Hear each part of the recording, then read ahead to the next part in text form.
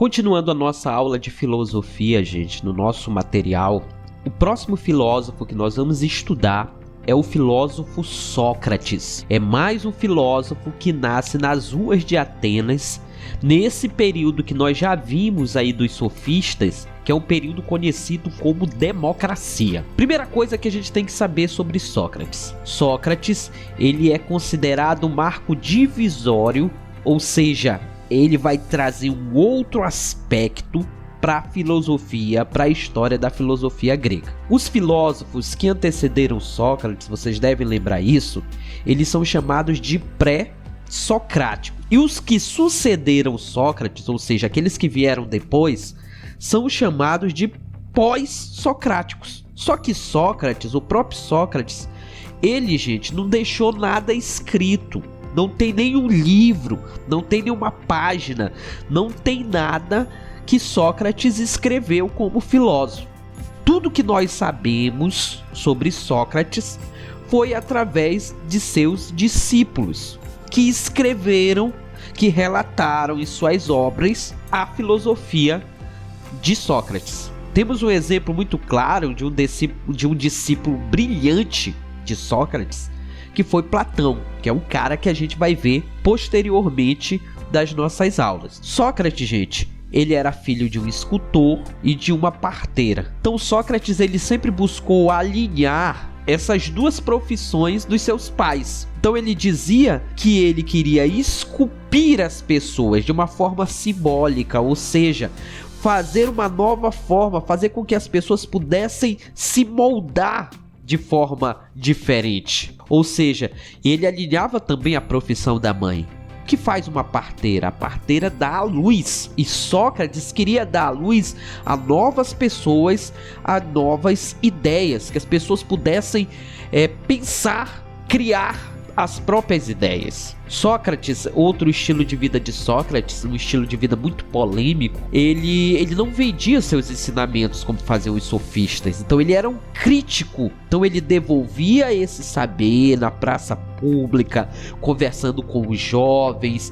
Ele dizia que era preciso unir a vida cotidiana, a filosofia com a vida cotidiana, fazer as pessoas pensarem a partir dos seus próprios problemas. Então é uma coisa que Sócrates ele traz muito bem sobre isso. Ele debate com os sofistas, ele coloca o ser humano no centro de todas as discussões, e a partir de agora esse diálogo crítico ele vai ser a partir de uma metodologia em dois momentos básicos, como diz aí no material de vocês. O primeiro momento do método socrático que vocês têm que aprender é chamado ironia. Sócrates chegava com as pessoas e perguntava, fazia várias perguntas e identificava as contradições que existiam nessas pessoas. Ele abordava e perguntava: você sabe o que é o amor?